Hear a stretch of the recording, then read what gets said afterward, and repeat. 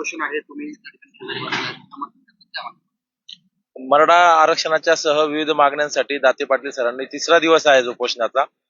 बाकीच्या मागण्या बाबतीत आपण झालेत, पण मराठा समाजाच्या ज्या 2013-14 पासून एससीबीसीचं आरक्षण लागलं, त्या विद्यार्थ्यांच्या उमेदवारांच्या ज्या विविध शासकीय पदावर नियुक्त्या झाल्या होत्या, परंतु त्यांना नियुक्ती देण्यात आली नाही.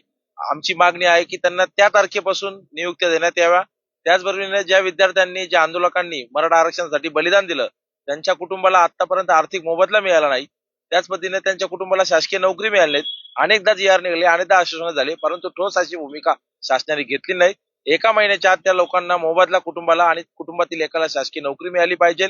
बलिदान दिलेल्या कुटुंबातील स्मरणार्थ काळगाव येथे काकासाहेब शिंदेच्या स्मारकाजवळ 1 एकर जागा शासनाने देणार होते. 5 कोटी रुपयाचा निधी कबूल केला होता, परंतु 3 मुख्यमंत्री बदलले.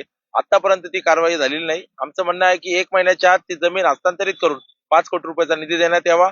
याचबरोबर सारथी संस्थेला 5,000 कोटी रुपयाचा निधी, अण्णासाहेब पाटील आर्थिक विकास महामंडळाला स्वायत्त फायनान्स बँक म्हणून डिक्लेरेशन करण्यात यावं आणि व्याज परताव्याची लिमिटेशन जी आहे ती 5 वर्षाच्या ऐवजी 7 वर्ष करण्यात यावी. वैयक्तिक 10 लाख रुपयाची कर्ज योजना आहे तिला 20 लाख करण्यात यावं. सामूहिक जी कर्ज योजना 50 लाख आहे तिला 1 कोटी रुपये करण्यात यावं. याचबरोबर आमचे जे विद्यार्थी आहेत यांना ओबीसी प्रमाणे शैक्षणिक सवलती मिळत नाहीत. जी.आर निघालेत, परंतु त्याची कारवाई होत नाहीत. आमचं म्हणणं आहे की ओबीसी विद्यार्थ्यांना ज्या ज्या शैक्षणिक सवलती लागू आहे, वसतिगृह असेल, शैक्षणिक भत्ता असेल, स्कॉलरशिप असेल, या सर्व एससीबीसी धारक विद्यार्थ्यांना लागू करण्यात यावा. त्याचबरोबर या आंदोलनामध्ये गेल्या 15 वर्षामध्ये ज्या आंदोलकांवर 13,000 आंदोलकांवर गुन्हे महाराष्ट्र सरकारने दाखल केले आहेत, ते सर्व गुन्हे मागं घेतो म्हणून 4 मुख्यमंत्र्यांनी आतापर्यंत सांगितलं, परंतु जी.आर निघाले, 2दा जी.आर निघाले, कारवाई होत नाहीत.